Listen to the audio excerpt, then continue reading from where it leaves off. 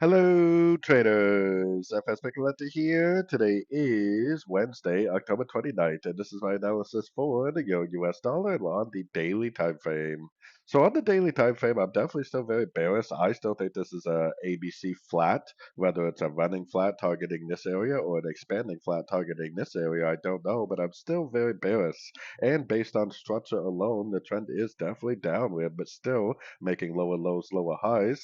Price looks like it is trying to bounce from the 61% also. Now, today is FOMC interest rate news in the US, which is a big news event. I will be live streaming for that news event on YouTube, so make sure you stop in for that. But anyways, going down to the 1 hour time frame, I mean, I have a hard time not being bearish.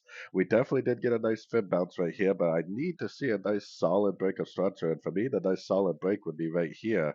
If it makes a higher low, you could try to take it as a long. It might even go all the way back up to one of these higher fibs prior to the news, and then maybe go down and break structure.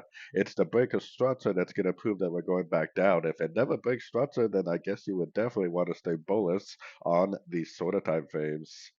So anyways, don't forget to check out my website linked over here in the corner. And as always, thank you for watching and happy trading.